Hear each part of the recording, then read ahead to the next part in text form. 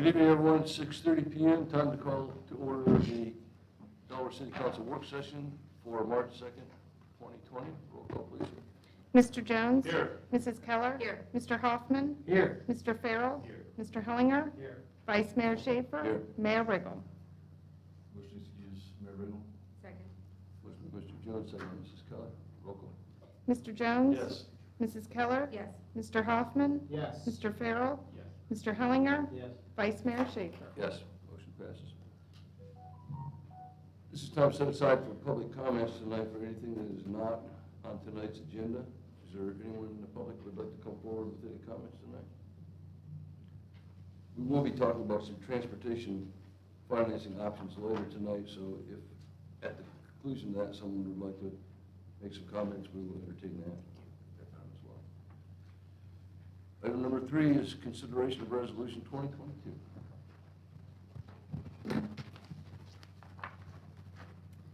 Resolution number 20-22, a resolution to accept the One Ohio Memorandum of Understanding regarding opioid litigation settlement.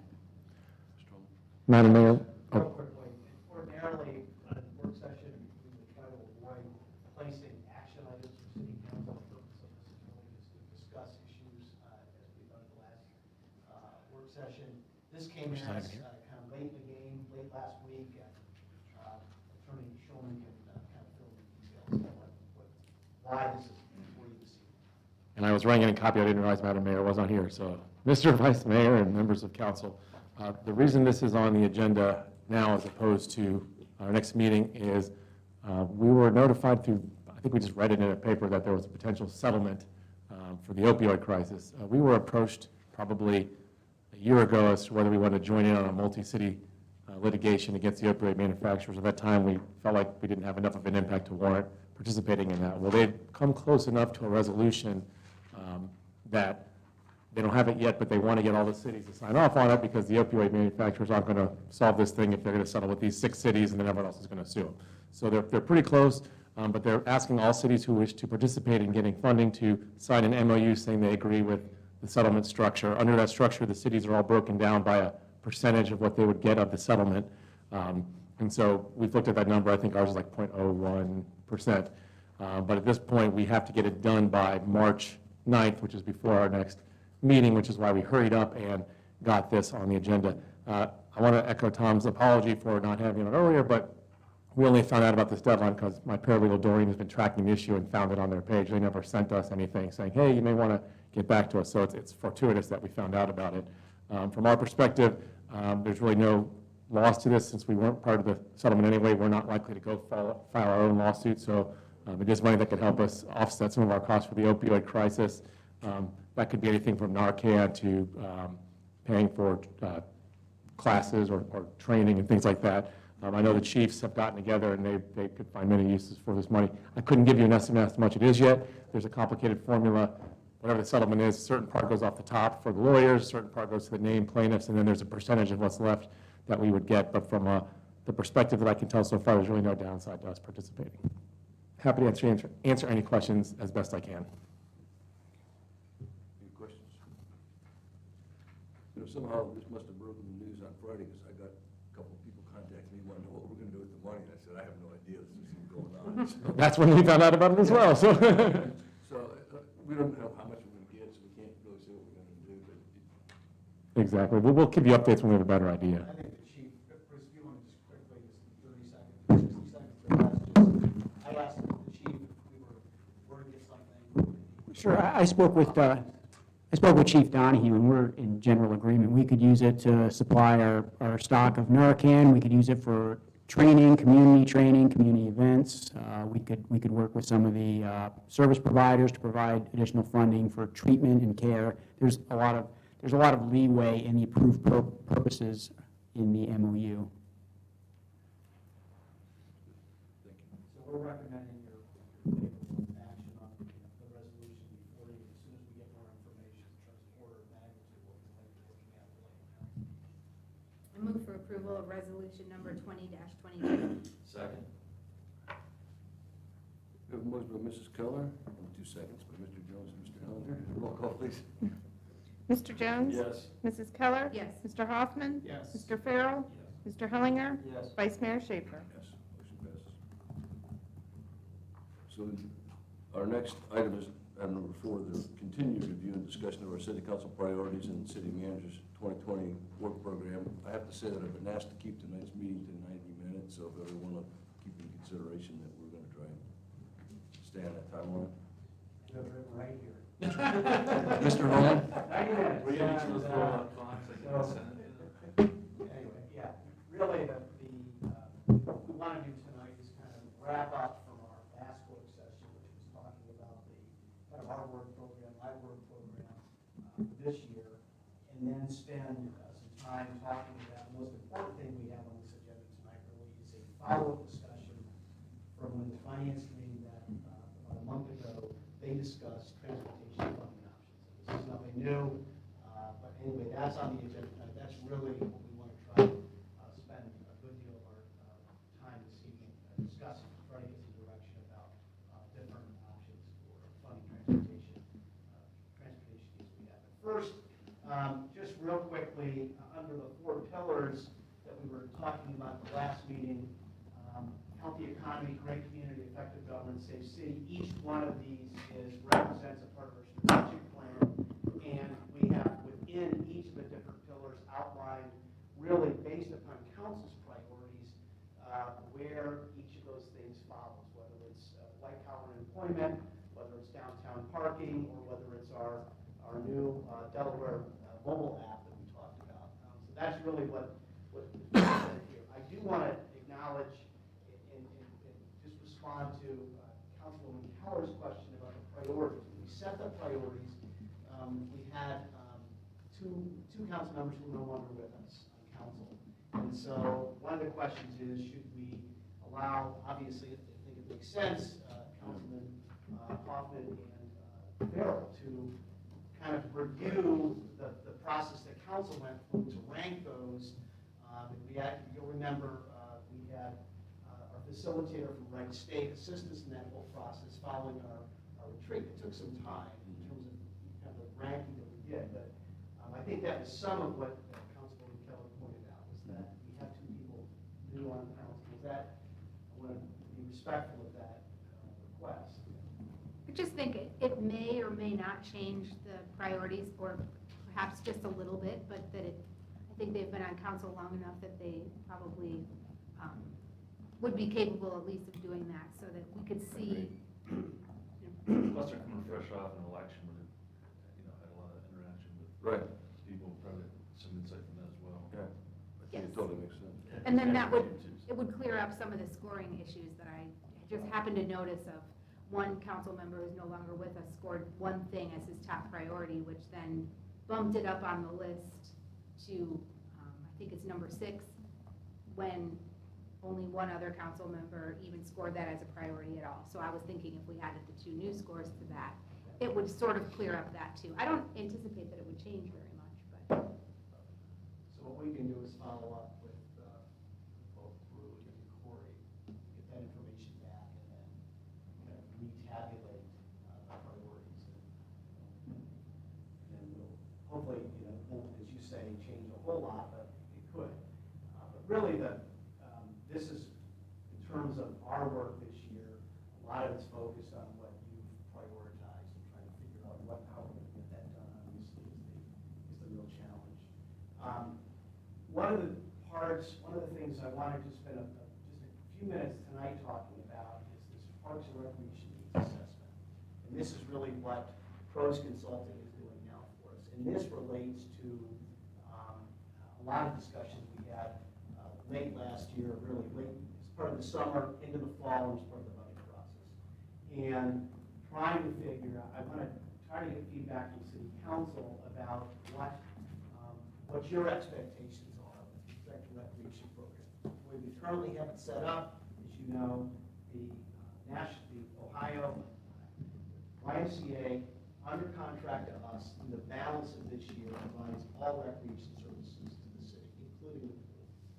As part of the budget process, the direction we were getting was, we we did get was, we want to take back the pool at the very least in 2021. Initially, there was discussion about taking it back in 2020. We recommended it was really going to be too much to do that, so let's do it in 2021.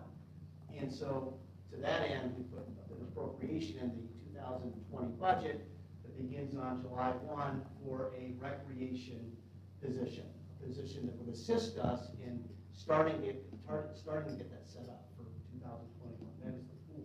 The other piece, the other discussion that was kind of rolled into that was recreation services. And should the city just get back into the business of providing recreation services, similar to what we did prior to the YMCA in 2008. And that really, part of that is going to be, we'll get some feedback from the public as we do this needs assessment. There's a survey that we're actually establishing right now. You'll get a copy of what it looks like feedback. We have actually a conference call tomorrow with a consultant to go over the questions. This is a statistically valid survey that will be done over the phone, in the mail, and it will give us better information about what our public is thinking. But I really want to know, just get some feedback from you about what you're hearing from your constituents, obviously your own views about this.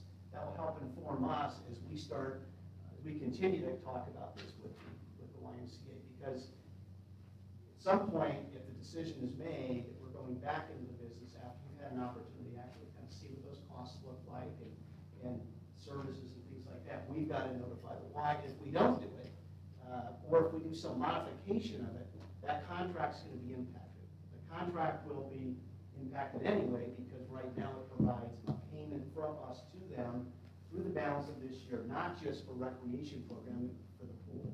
So it's going to have to be modified anyway, based upon the direction that we want to get back in the aquatic services, the outdoor aquatic services beginning in 2021. So I think I've said enough. I just wanted to kind of get some conversation here, just get some feedback on this. So what's the difference between the recreation center and the recreation department? I mean, I'm assuming we're talking about the building itself is the center, and then the recreation department is the actual activities?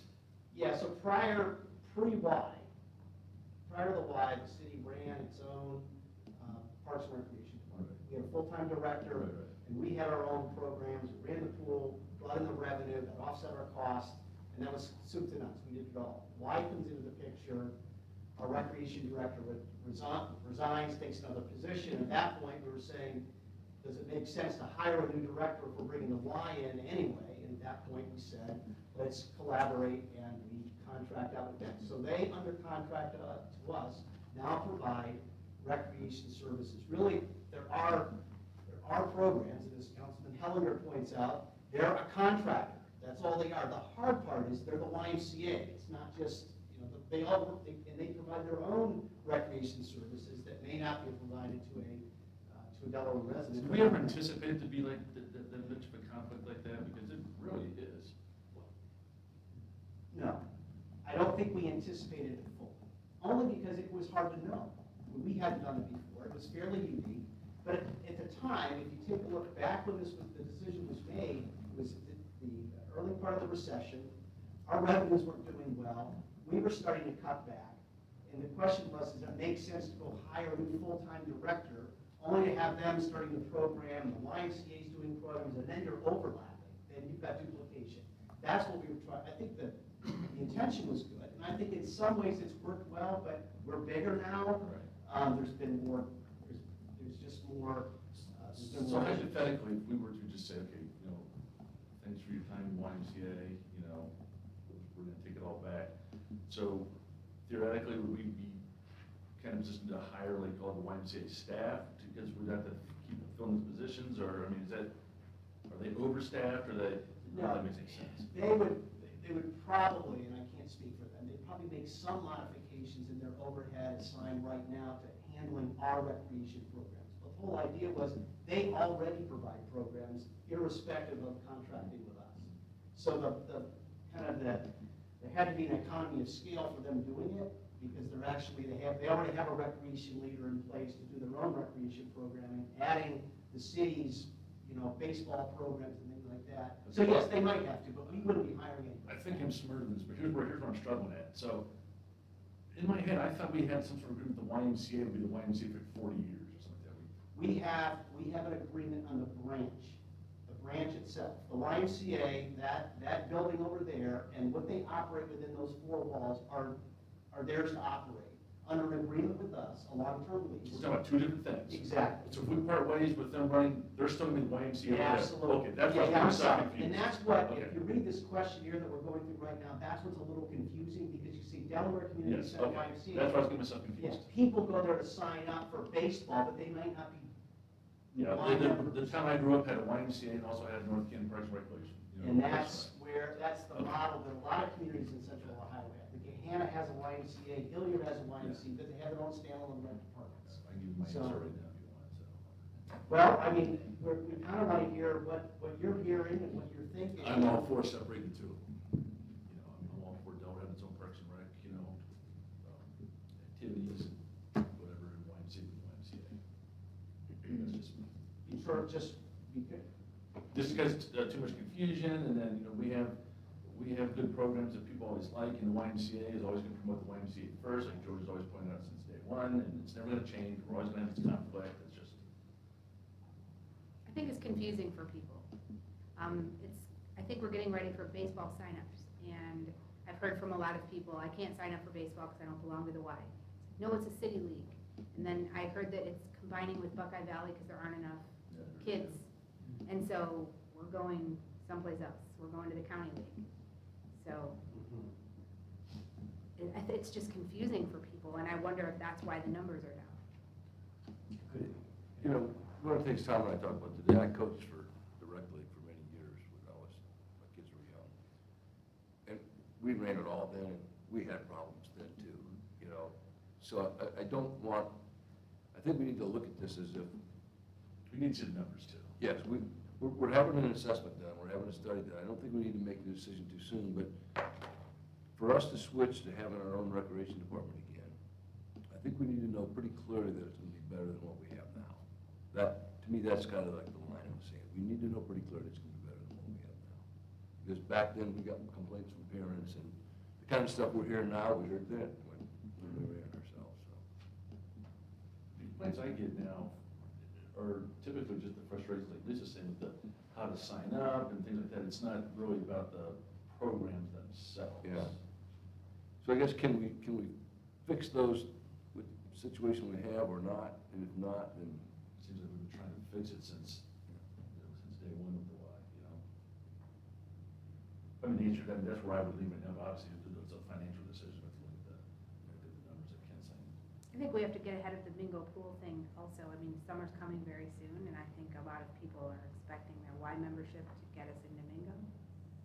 And there will be some surprises, like maybe we need to, you know, work with the Y to get the word out on that so that people aren't.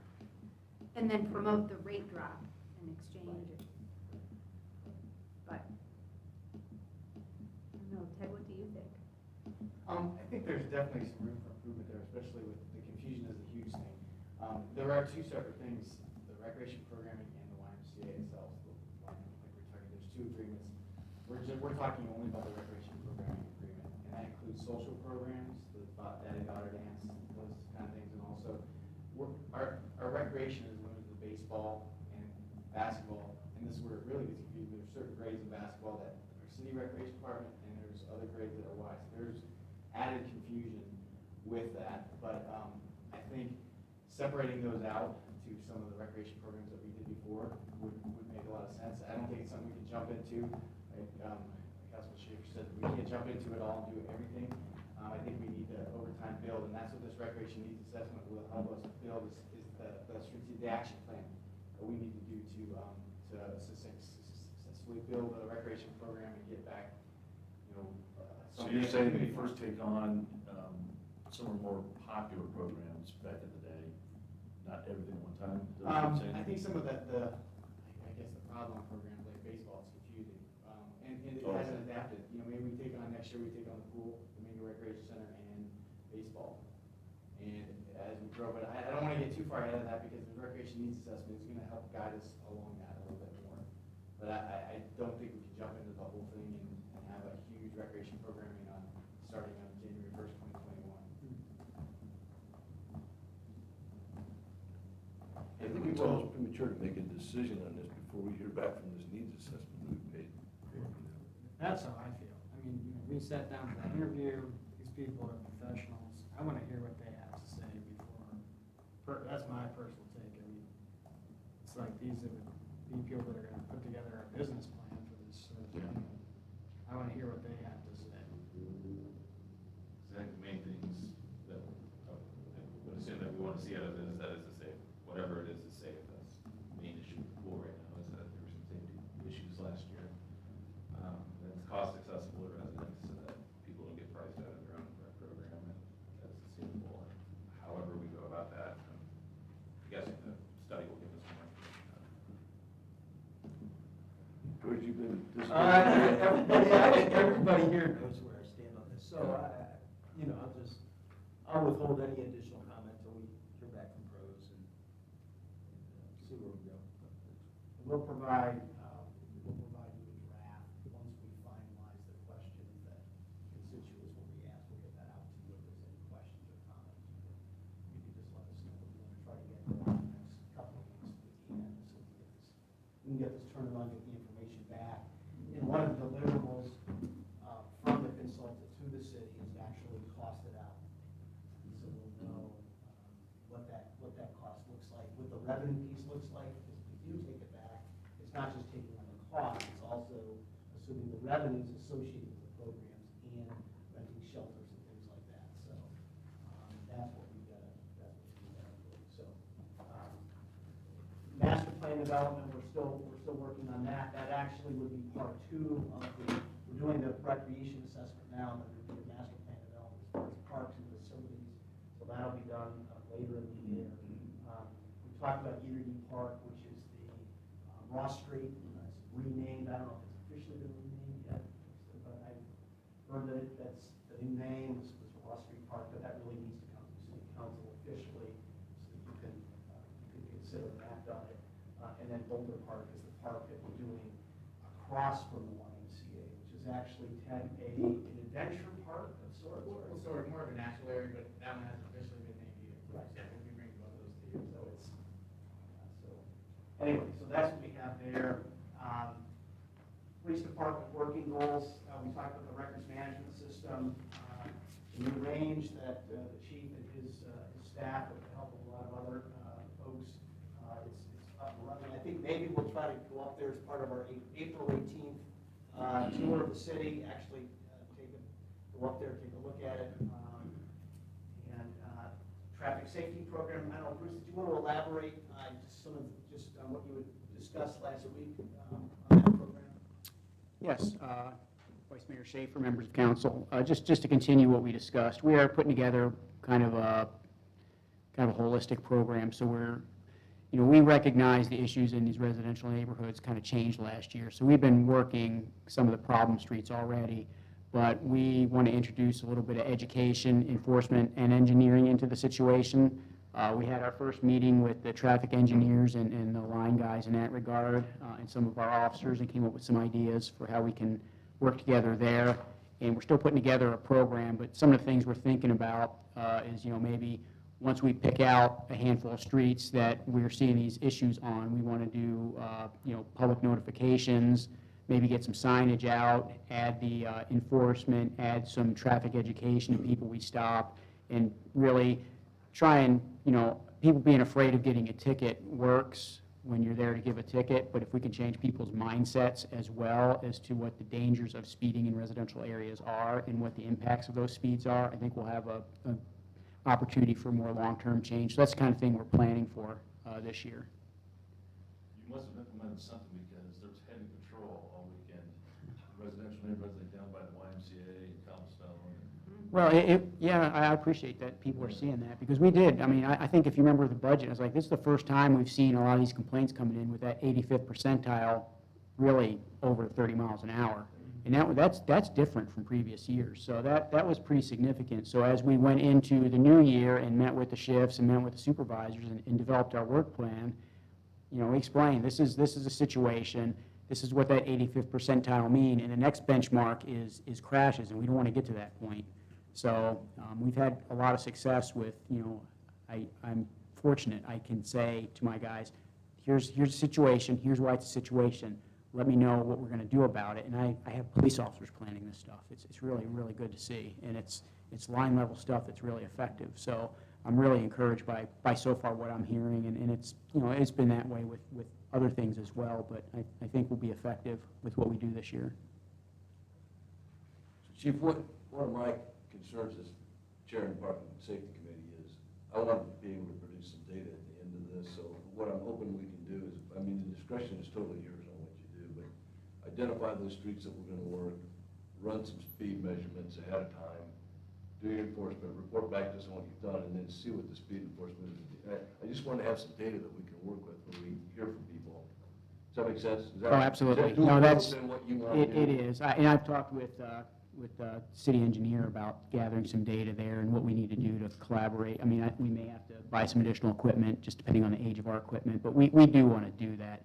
The one thing I do want to, throw out there is we have been working on this since January, so there's already stuff that people are noticing. So, but we do, once we actually start our formal program, we do want to get some before and after. Good, that'd be great. I think a lot of the problem that we have is people aren't just not caring about the speed limit. Everybody's in a hurry today, and so I think your education piece of this is important. They're really not thinking about the fact that they're driving 33 in a residential neighborhood. Correct. So whatever we can do to get them thinking about that, I think most people will self-correct.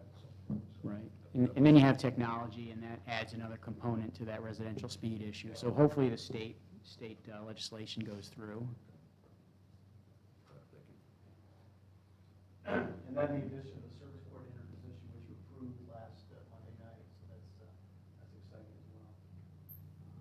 Fire EMS, Chief Donahue's here, if you want to ask him anything about these. The most important, first two bullets are important, the tabletop exercises, implement programs for DACC students, which we're doing. We're also in the process of negotiating with Delaware County on the reimbursement that we receive back. And so that continues. We have made some progress. All I can say right now, and hopefully I'll be able to give you a fuller report probably in the next month or two, but they recognize that the contract needs to be renewed, and they recognize some of the city issues that we put out there. So that's what we have there. Blake is, you can tell them what this thing is here. They're looking at. This is, yes, picture. So, one thing that I've seen other communities doing, and it intrigued me and made me want to pursue it myself, is this mobile, event water stand. We're seeing people at functions such as 4th of July, people complaining afterwards about nowhere to get water, or just it being so hot and dehydrated. What I'm working on is putting something together, pretty much like this, but it's going to be able to serve a number of functions, whether it's water fountain, people filling up the bottles, even something for the pets, working on a filter connection that I can use for a It's like a mobile water fountain? Yeah. That's awesome. Yes, so I'm hoping to get this together maybe for one of the first Fridays here, at the beginning of spring. But that's just How much water does it hold? hooking into a hydrant, using a triple filter. So it's unlimited, right? Yeah. And we don't, fire chief doesn't, it's not gonna drop our pressure, right? Hopefully it's not going to be blood pressure for that fire. See, I think that slick is all get up. That's really cool. Yeah. And honestly, sadly, what excited me the most was that dog bowl right there. I love the whole thing there, so. And it's another way to brand, obviously our brand goes out there. That's good. Did you want to just mention Soul Smart certifications? Soul Smart, if you haven't heard of it, it's an entity, so it's a consultant funded by federal grants. What they do is they help communities, they are solar energy experts. And so if you are a community who is looking for help, as long as you get certified by them, it's like getting a LEED certified. Check boxes on a sheet. If you met their certification, then they are free to assist you. What they're bringing, their expertise is free to the community because they're federally funded to help communities who aren't as solar energy proficient as professionals. So that's something we're working on this year because we do have a lot of interest in solar and renewable energy. Mr. Allender, I know that's one of your large interests. So that is something we're working on getting completed this year. We worked on a Morrissey certification last year. We're rolling the same team into this year. Going on, utility rate analysis, there's obviously a lot of interest from developers and others just to ensure that we are at the right rate. Going to be working closely with Justin this year. We're both going to delve in deep and make sure that everything is at the right level for where we're operating and for our future growth. There's a lot to come. As a group, I think we all hope and expect the southwest area industrial to really pick up, and that is going to take a little bit of work on our end too. So we're just making sure everything's in lined up and ready for the future growth that we're all hoping for. That sustainability group, we do have formed the ones who got us the ORMC certification. They're the ones who are going to be working on Soul Smart, and we've got a lot of there. But not to put you on the spot, but you don't have the information off the top of your head probably, but speaking of sustainability, since we put those smart meters in, any idea how much water we've saved from, leaks and stuff since that was put in? So gallonage, I don't know. I can actually forward you some of the, thank you, because we're getting a lot of feedback from residents. We've actually pinpointed somewhere in the ballpark of a couple hundred residences who had small leaks that they just weren't aware of. And it's something you're not going to see unless you have that real live water meter reading. I'm just curious. Yeah, I can tell you, our biggest success story was a resident who left for a month-long trip overseas. About a week into his trip, one of our alarms went off. His homekeeper, his maid, had gone and had cleaned and didn't realize he had to jiggle the toilet handle after you flush to get the flapper closed. He was losing 8,000 gallons a day. Oh my gosh. So to say he wrote us and called us and messages and just, thank you guys so much, this is the most amazing thing. And so we've had a number of calls like that, just not all 8,000 gallons a day, but enough. These are just under effective government, these are really staff initiatives. We've heard about the ERP program, Enterprise Resource Program, which is actually in the works now. The mobile app, which will go live. We're in testing right now. We're getting our prototype back hopefully in the next couple weeks, and then we'll start testing it. And I would say probably in April sometime we'll go live. And then project management process improvement is trying to obviously evaluate what we're doing, how we're doing it. And then the last one, and I'm going to have Alicia Malone come up, our budget analyst, citizen budget. I included some information from you. This really is somewhat overdue.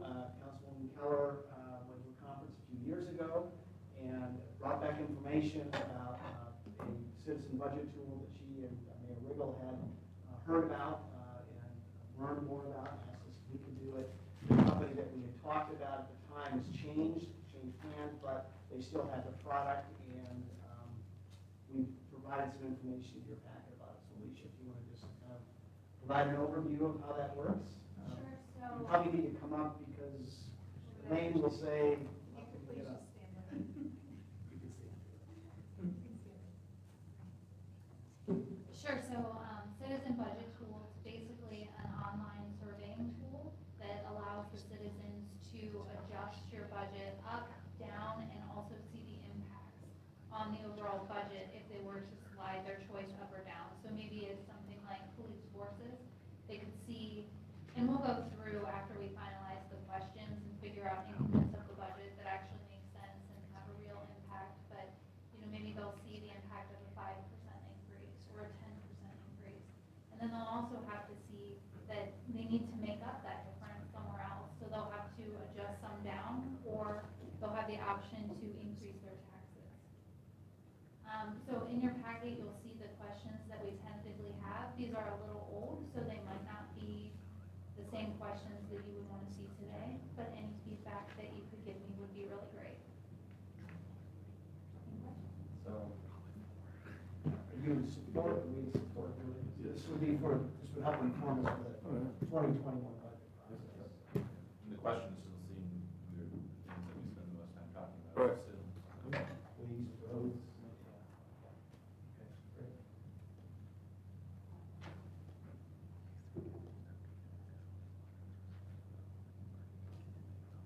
So that's what we that's really, kind of wraps up the first part of our work program. We had included in the packet, we'll get it out to you, an update on the priorities, when we would give you the next update on the various things, the various initiatives that we're undertaking at this point, and we'll provide that the next couple of weeks in terms of what that update looks like. And now we're at the item 5, which is really transportation funding options, and I was going to really just a recap of our finance committee meeting, which really these three councilmen were at, was really just reviewing options. I don't think there's any argument over the need. The need's been pretty well documented.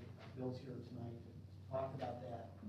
But what we spent some time just talking about was really just the different options available to City Council. In 2016, we proposed a permanent income tax increase. And you'll recall we spent a lot of time debating that at various retreats and finalized that at our Bethesda retreat in 2015. And rolled it out in 2016, obviously. We hashed the results, we lost, and here we are 4 years later. We still have a lot of the same needs. We have some increased funding in terms of the gas tax, which has helped us, and the council's favorable action on the permissive fee will help us as well. We still have a gap, and the question now is how do we address that? And so I had Finance Director Navi put together just kind of an overview, which I've included in your packet, which is something that the Finance Committee looked at, that really just kind of provided what we're currently spending, what our revenue sources are, and then what some of the options would look like if you were to consider doing a short-term property tax increase. And one of the reasons we were looking at short-term, obviously, was because some of the feedback we got from residents were, keep it, don't make it permanent, make it temporary. And it's easier to do a temporary property tax millage than it is an income tax. And so that's one of the reasons that we put the property tax option in front of the Finance Committee. And one bill raises about $892,000, so you do the math later on, but I really wanted to just obviously build on what our discussion was at the Finance Committee, which is trying to get some direction about sources, the options, and when to do it. We thought at one point we were thinking of possibly putting on a special election this year, assuming there was agreement, consensus, doing it in August, but it turns out the special elections are far more costly to a municipality than they used to be. And a lot of that's just the election costs have gone up. So it's just prohibitive. We heard back from the Board of Elections, I believe, Attorney Shulman heard back from the Board of Elections that was going to be prohibitive in terms of cost. So we were looking at whether we could do it in the general election. Schools are on in the general election. Obviously, it's a presidential election. So the question is, do you do something then? And if you don't do it as part of the general election, then I think the next available window, which would make the most sense, would be the spring of 2021. And that would give us an adequate amount of time to plan this, to hold your forums, and do all the necessary things that we need to do to hopefully inform the public about the importance of doing this. Obviously, we can't use public funds to tell people how to vote. We can provide them information. That's what we would do. Anyway, that just kind of is an open where we are at this point. A lot of this gets into questions of growth and those types of things. And I know that right now, I believe, I feel strongly that this is something very important to the community. It's one of the last pieces of how we've been able to fund city operations. We've adequately funded our fire department, we've adequately funded utilities. General fund is doing okay. We do have challenges on the police side, which will hopefully we can get addressed. But right now, the glaring thing at us is this $1.6 million gap that Bill has identified in our local road. After our finance meeting, put a lot of thought into it. And my original thought was I was on board with like the millage for property tax, but what I thought about is that's a classic of, you know, you get one group paying for everybody. And then we're building more and more, you know, multi-family houses, and we want to bring more of that stuff in. You're gonna have more impact on the roads with people who aren't paying property taxes, but they're putting, you know, wear and tear on the roads. So I lean more towards, you know, income tax. Because, I mean, we're popping these multifamilies up all the time, and we sit here all the time, we hear about, we need more to bring in, this young crowd, then we're gonna have all this extra, you know, traffic and movement, and then you have just a small section of population of our general population who's paying for everybody. Keep in mind that those property taxes aren't getting paid by the. That's true. I mean, That's true. there may be people living there, but the people Yeah. don't get paid. Yeah. And in most cases, because of the low percentage of children, property taxes on those places don't impact the school. I mean, the school gets a greater percentage in terms of students per dollar than other places. What was the millage again? 1 mill raises about $892,000. It's about half of what we need based We on need those about projections. 1.6, if you back out what you already allocated, it'd be between 1.75 and 2. Wait, say it again, Alicia. 1.8. 1.8 is what? 1.8 is 1.6. Okay, so 1.8 mills raises $1.6 million. Was it $70 a year or something like that? It was 87 for the first mill, so it's gonna be. It's 2 mills would be $145. Yeah, roughly $140 A little less than that. for the average home.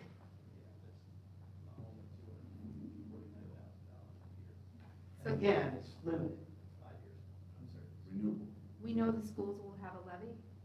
Yes, they will have a I don't know if it's not new money, but it is a levy in the general. And they would not have, my understanding, they would not have anything on in the spring of '21. So that's really the window, in my opinion. If you're not going to do something in the general election, which is, probably reasons why we should, that's, Here's the thought I shared with George at the end of our finance committee meeting. I know George felt strongly we should put it on in November. And we definitely need the money. But November's a presidential election, a lot of contentious issues.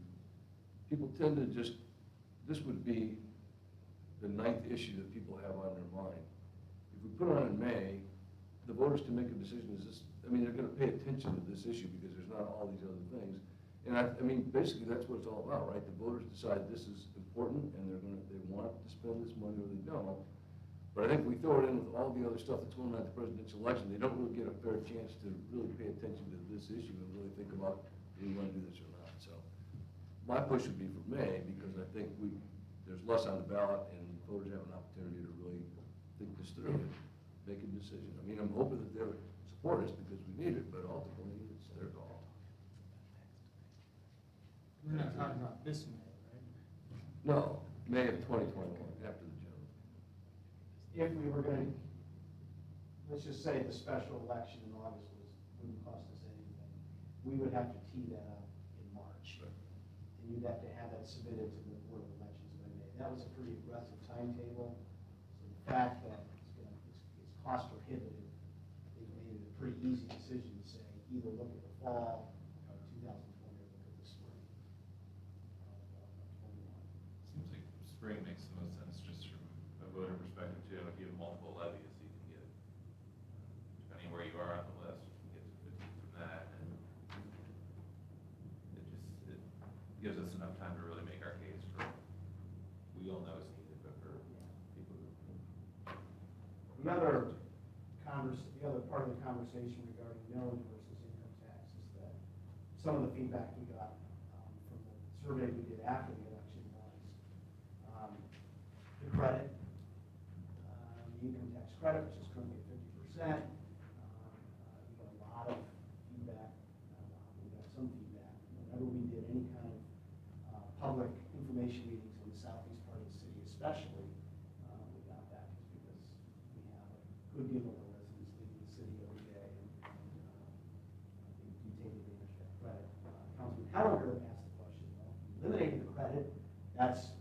revenue to the city. But that's a fairly. That's political opportunity, but do we have that number as to what that would generate? We'll have that number probably in June. We've got to, obviously, we're tracking it as returns are coming in now. And I really just hate to just, hazard a guess in terms of what that is, because that, if I give you a number, that'll be the number that's going to be on Facebook, Instagram. But it's the principle, that's the question, is the principle of it. Walk me through, I'm a person who leaves Delaware every day to go to work. And so I'm not here for the majority 8 to 10 hours of my day, but my taxes are going to be raised to pay for the roads for everybody else who's here driving, Kyle, not to pick on you. You live, let's say you live and work in Delaware and you're driving around on the roads all day, like that seems counterintuitive. But if you only work 8 or 10 hours a day, where you get the majority of the day you are here. So that's. that's- This road. Yeah, whether they want it doesn't matter. I mean, everybody who lives here uses them, it's just the idea of reducing the credit for someone who's in Columbus for 10 hours a day. One thing I'll just chime in. Ohio, with its expansive municipal powers to tax, is really the only state in America that has a municipal income tax system like we do. And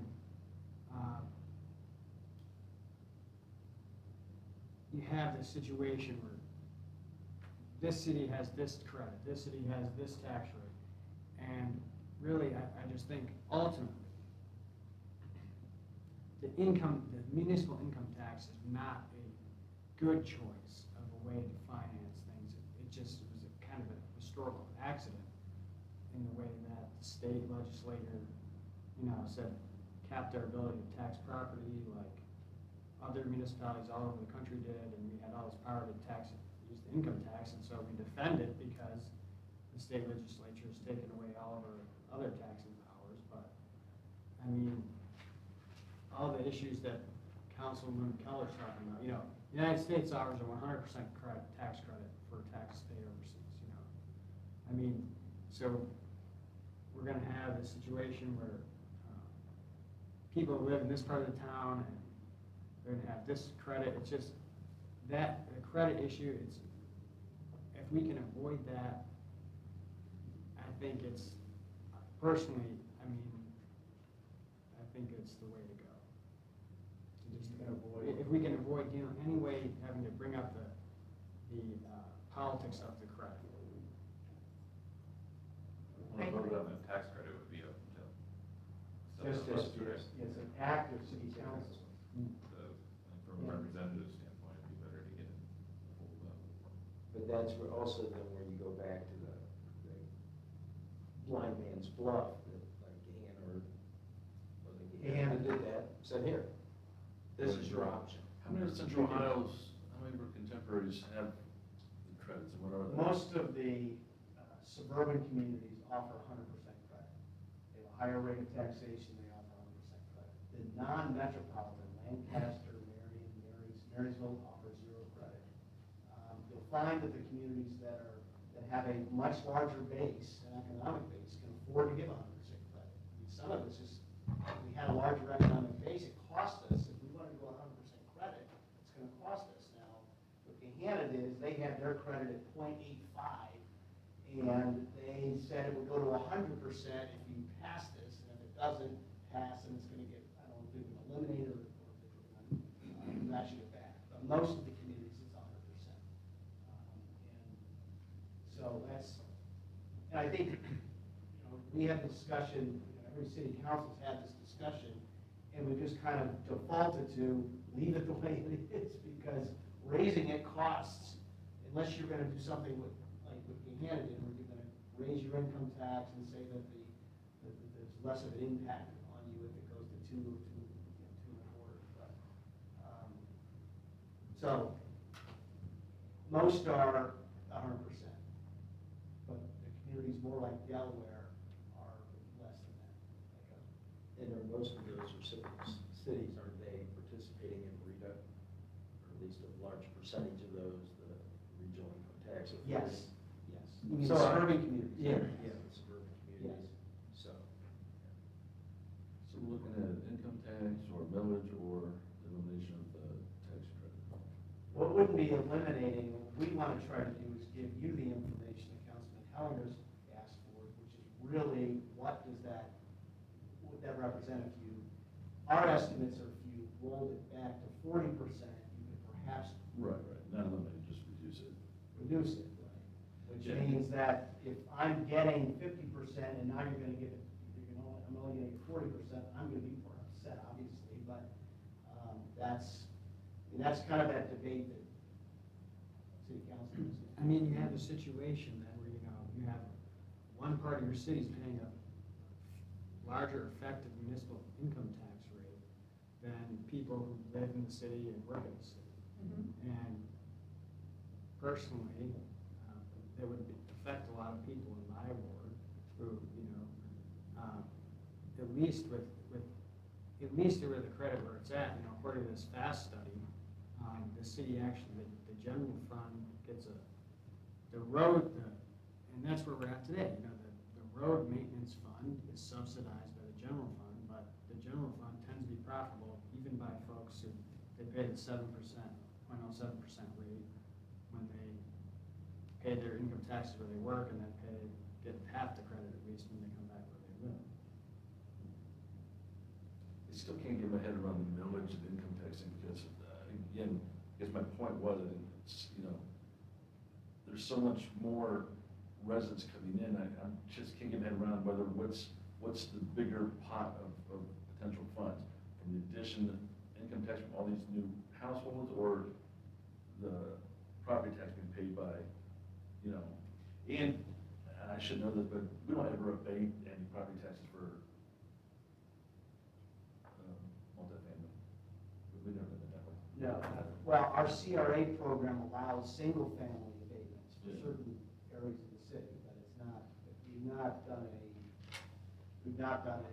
abatement for it. That's what I'm trying to get my head around, with all these new faces coming in, what's the bigger pot of money, that income tax or the property tax of the building itself? I don't know. It probably depends on the valuation of your house and what your Yeah. income is. Like, we'd have to pick a couple test people and say, let's assume this But man let's and say woman there's a makes. Seattle house there, obviously Seattle house has to pay the property tax. So all the residents who live in Seattle house, is their potential income tax. Would we get more? We get that or more from, that was my point between the village Okay. and the income tax. Well, I think, the rent, the rent that you charge for your land is a function of your land value, and part of that is related to your property tax. So, if I'm, Yeah. just because I'm not sending the bill to the county auditor, it doesn't mean that ultimately I'm not consuming part of that property tax.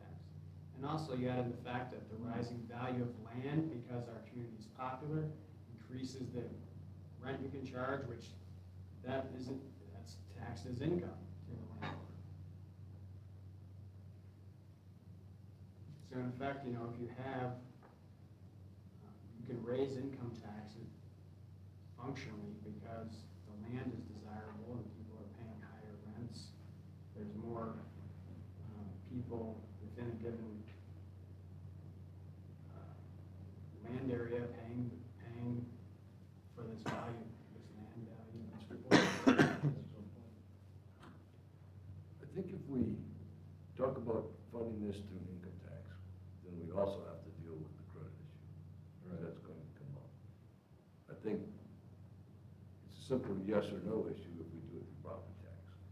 Yeah, it's either, I can concede all that. And Powell just did it. What was it, last election? Yeah. They had this, you go on Facebook and you see the people talking, well, why won't these local business owners just pay a slightly higher rate? And then they talk, because they have the same situation we have with the partial credit and everything. We really can't make a good decision until June, right? So we see all the numbers and. Well, if you want to give you a complete answer on what the credit, adjusting the credit, what that would be, we have to wait, yeah. We can give you order of magnitude, but, well, no, but I really think, unless council's prepared to reduce that, I mean, one possible course of action is to put the property tax out there. See, and let residents know that you have, one of the other options is the credit. You know, I don't think anybody wants to move ahead with reducing it. I mean, if anything, you've probably got constituents saying, give us 100% credit. Why don't you give it 100% credit? Well, I think there's some good arguments against that, though. I mean, you still Against- live in the city. Well- You're using our resources, you know, I think there's some Right. arguments against giving. But, right, which would make it harder to reduce Yeah, it. So, but, to give George the information he's requested, that's what it's gonna take. But I think we just want to know, is there general consensus that the short-term, 5-year, limited purpose, not to exceed 2 mils, it might be a fraction to raise that money to fund our road system. Is that some general consensus around that to? And at the end of that 5 years, does that get us where we need to be?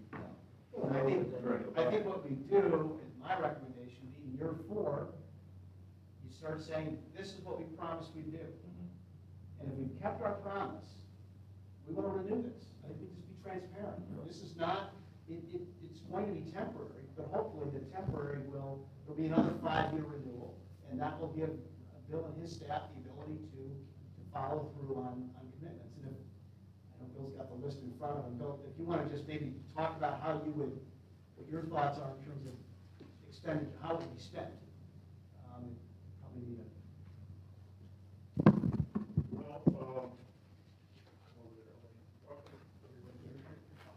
I got a folder of justifications that we've gone through. I don't really think, especially with the hour, I haven't spent any time going through this things again.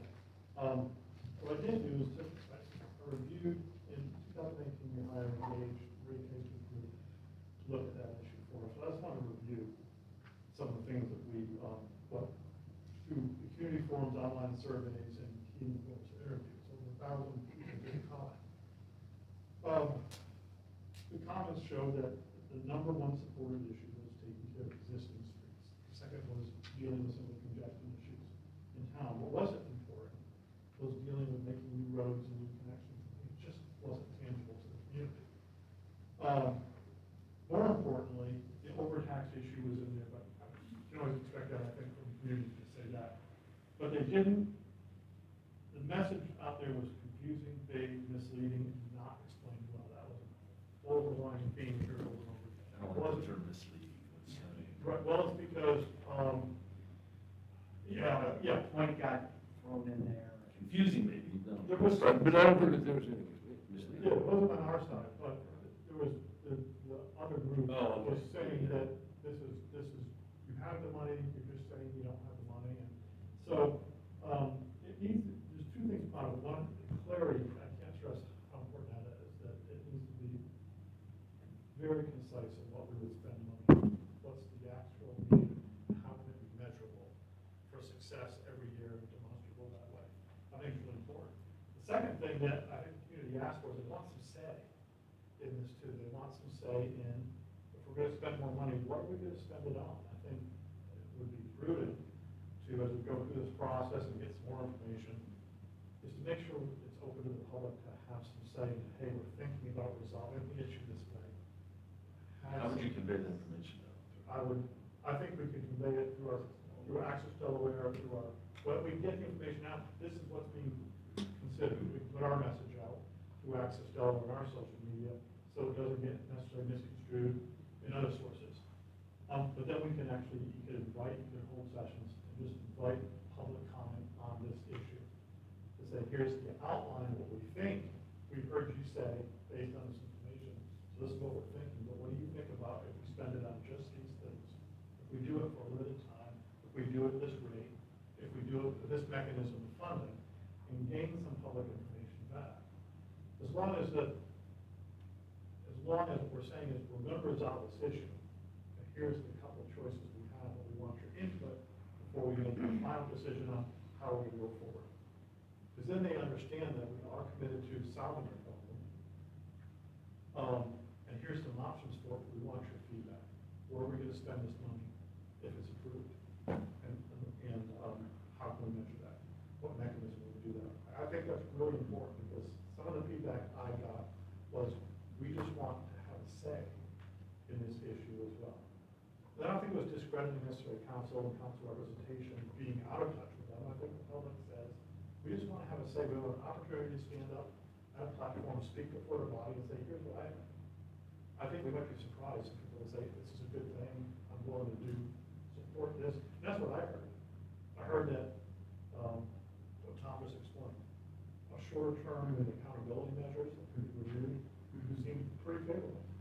And we have an opportunity to demonstrate that. Or in 4 years after something's approved, the world economy goes to hell and people just don't want to, they don't want to support that anymore. Then they have that opportunity, they know they have that escape valve. And so that's what I heard, is that people want a chance just to provide you feedback before anything permanent is established. Then they feel that they can buy into the situation. You've heard from constituents that way. So those are the things, those are some of the things, comments I'd like to, just to leave the body here.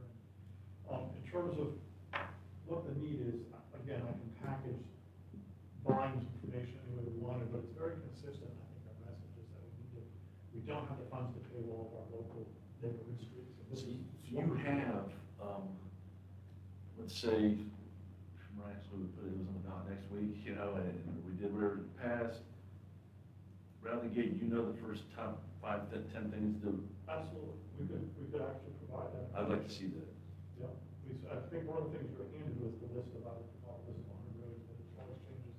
But those are the ones we focus on. Your road is on this list, we've determined it to be in need of resurfacing. And this is the mechanism we're going to get to it. Without funding, we can't, it's not to say we can't ever get to some of these streets, but we can't get to all of them, that's a guarantee. So we can provide that package of information and be specific, so you can say, this is how we're going to spend the money as a council. And the public could know that, okay, that's why we look for that. Versus what we fed it in 2016 was such a big menu of projects. Yeah, it was overly ambitious. I mean, we had local streets, we had new connections.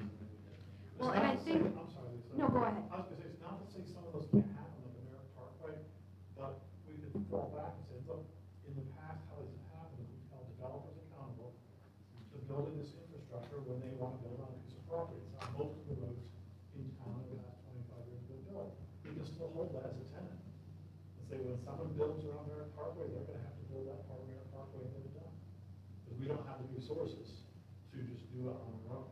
But we are trying to have the resources to take care of the roads, or existing streets that you said are the priority.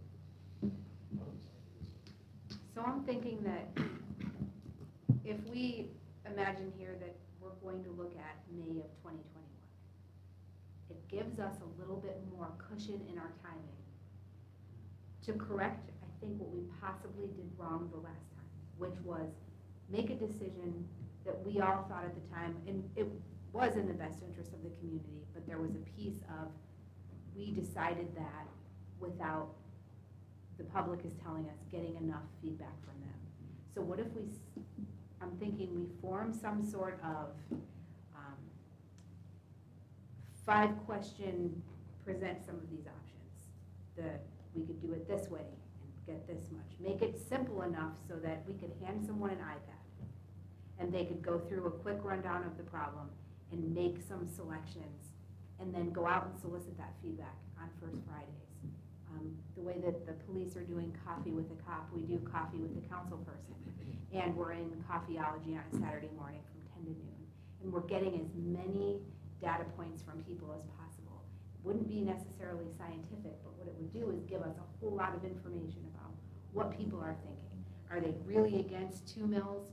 No one chose 2 mills, or people are really looking toward the credit. It would just, wouldn't it help to have some data, even if it wasn't scientific, to help lead us toward a path rather than having us decide at this table and then risking choosing the wrong thing? I mean, I agree 100%. We got to get feedback from people we represent as much as possible. I think think we have to go, we can have a public forum and ask people to come here, but I think we also have to go to where the people are too. We did that last time. Yeah, I mean, we went to. And you also have to keep in mind that we took that citizen survey where a majority of people said they were in favor of a road levy. Right. But that didn't relate to what they voted on when I went to the polls, so. They said they wanted a road levy, but then we must have gotten wrong. Yeah, I mean, and, you know, we've bantered this around for 4 years. And we have Access Delaware. We've tried citizen engagement. We continue to try citizen engagement. So it isn't like we haven't done all these things already. You know, we try to solicit feedback, but if people don't want to give feedback, you know, they're just not participating. So, yeah, I think one of the big things, and Bill brought it up, as did Tom, was the conciseness of what it is. And, you know, in this thing, you know, if we have our 100 streets or whatever, that's fine. But I'll tell you what, it can't be any more concise than that. Because then I think that is one of, It can't what, Bill? we can't be more concise, you know, like we said, okay, these are our failed and failing roads. You know, we're gonna do a fix-it-first thing. But you can't get down into the minutia, because I think that's what really killed us last time, which is why, we had every project and a reward, and then we had to explain that project. And then people were like, oh, what is all this complexity? You know, I don't live in the fourth ward, I don't do that. What's that Stratford Road extension gonna do for me? You know, and then it becomes kind of an us against them type thing. It's like, fix it first. These are existing bad roads to give you an idea of what's on the first hit list. Keep it very short and concise. The more that we try to explain it, I think the more you just give fodder for people to try to wedge something in between your data points and say, well, that's why this won't work. Then we just say, we're fixing our roads. We're not building any roads. This is a fix it first. Here's our existing failing roads. This is our hit list. No, it doesn't mean number one on here is number one, but these are our top candidates. Boom. If somebody's against it, they're gonna be against it, but you're not giving them something just to argue about. Seems like our society today is very argumentative, and people want to put out pieces of data, and then other people want to come in there and just chisel that data. I think I'm trying to square that with what you were saying, Lisa, and I don't know if based upon the feedback that council has received, here's a course of action that we think is viable. What do you think? When I went to the Versus, national, You know, versus, we could do this, we could do this, we could do this, what do you think? I think some of this is, you've had 4 years to think about what happened in 2016, where you do it differently. And I think the two major differences are it's temporary and it's a different funding source. It doesn't confuse, we don't have to deal with the whole credit question. It's focused on one thing, But I, resurfacing.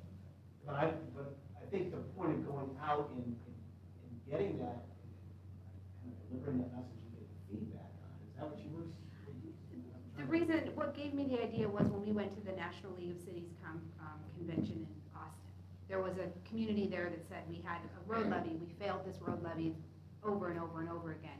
And then we went out to our First Fridays and our parks and our events, and we really told people, we want your feedback, and they had iPads where people were able to choose, these are my priorities. And just that, that exercise got the community sort of, yeah, like I was a part of that. I had that iPad in my hand and I was a part of the decision, because in order to get people to go to the polls and click yes to I want to pay more money, there needs to be something compelling. We need to include people in that decision-making process, or it will be no, because no one wants to pay more. That was the comment that as well, some of what I received. It's not so much, we did a lot of roadshow, but it was after the ordinance was already written and Yes. approved. It's already, this is what it's gonna be, yes or no. What people are asking for is, I want some say on what goes into the I act. agree. And you have time for that. That's what I'm thinking, we have time for that. if we And I need- agree, and it's not offensive at all, but your approach just, to me, it feels like big government bully type thing, you know, like, this, we're gonna do it, we're gonna try to do it. And I don't feel that way at all, but you're right, we hear it all the time, people want to be involved.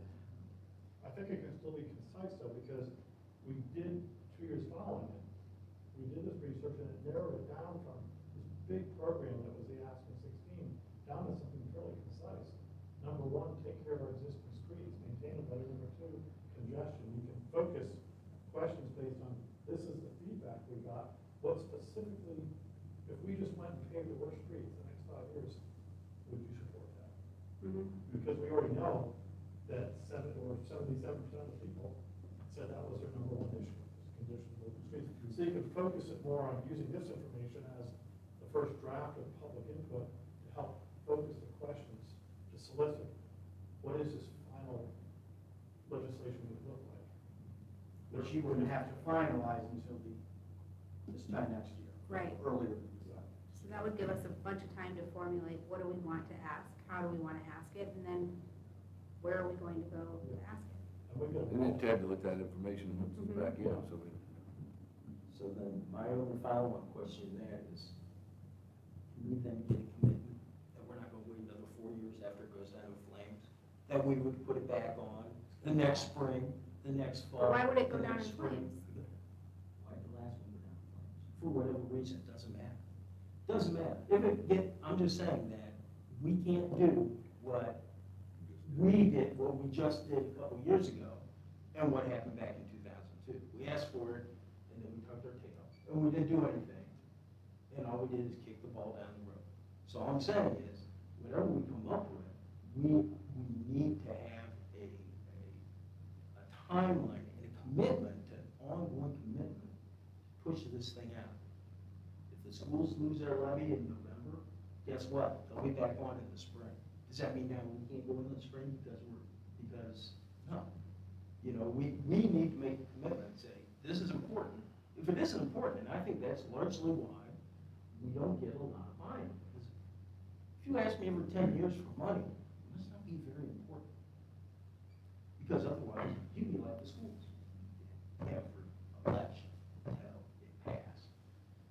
Although on the flip side, you can hit the one tangent problem too, where, and, I mean, through no fault of their own, they're just growing at an exponential pace, but they're on every time, resistance grows every time too. Sure. Different animal. Yes. My take on it is, I think there's fundamentally a challenge with, last time it was an income tax. And when you have a bedroom community like this where, you know, many taxpayers, they get a small refund from the federal government, small refund from the state government. A lot of taxpayers, just a wage earner. Then, they're paying Columbus tax, and then they gotta go pay a check to the city they live in. And then they say, what does that got, what's me earning this money? This is just a lot of people in my ward, What's me earning money in Dublin or what have you? It got to do with the city of Delaware. Versus, I think the value proposition with the short-term property taxes is, look, what makes your property value go up? Great infrastructure. We're gonna take a little piece of what you got, and we're gonna put it into the street, and it's gonna come right back into you in higher property land value. I think it's a strong value proposition, doing it with the property tax. That's a good approach too. You should just move to the neighborhood. Someday. Someday. I mean, the greater good is you're doing this because it's gonna help the community Right. overall. And with the details to be worked out, is there some general consensus that May and property tax is the way we want to go? If there is, then staff can give us the feedback that we need. It is for me. And when we get to full council, we can make the decision, but at least we're giving them some general direction of where we want to go. We got plenty of time, as Lisa said, to get input from the public and, what should that be, the property tax and all that, but at least we're picking a path, I guess. We have 21. I think it's May. Order of magnitude would be, if you live in a $250,000 house, 1 mil would be $87 a year. 2 mils would be $174. I mean, we're looking at very small numbers here. They're not, if you divided that out by 12 months. And then a $500,000 house would be just $174,000 more a year for 1 mil. Yes. Oh, I'm sorry, $174, and then $348 for 2 mils. So, I think if you look at any other mechanism that has been identified, or even if you just, like I just took where I live, Lincoln, and divided the number of houses by the number of feet to redo, and that would cost me $544 if we all split it evenly. I think if we look at it, look, we could do it this way, it's gonna cost you, we could do it this way, it's gonna cost this way, it's going to cost you more. As part of that education, I think, we actually researched doing assessments to assess the people on the street. Sheboygan, Michigan, Wisconsin does this. There's some information in the packet about that. That would all be part of that, which you don't want to do, obviously. Right.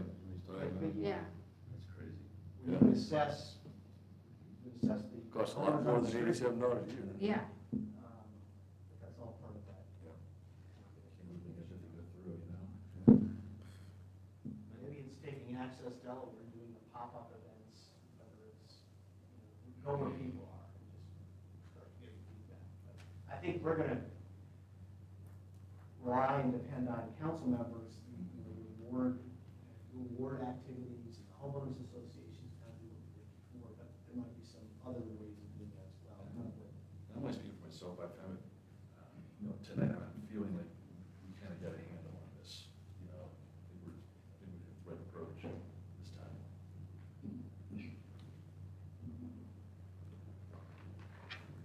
Anything on Well, that? just one more, in terms of follow-up on this, I think what we would do is pull together just kind of some of the information that we would be providing, a packet of information. I don't know if there's something the council wants to help work on this, a working group, but. Not me. I was about to suggest the finance committee. The finance committee is at least a starting point. No, that I think really. Yeah. I'm talking about a whole other separate.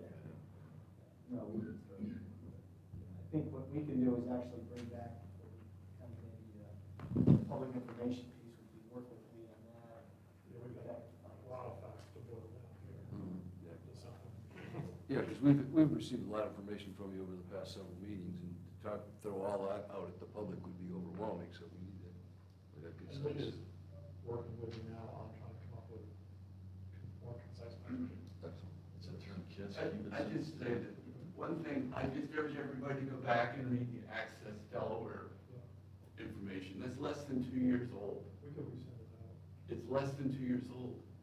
It's all on the website.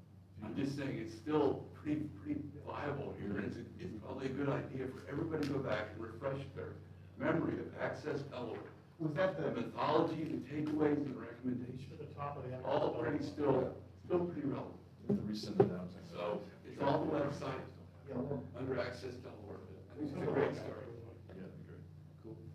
that's, I think the big takeaway from me here is the interest census in terms of property tax versus income tax and what we can actually do next year. That's great. That's helpful.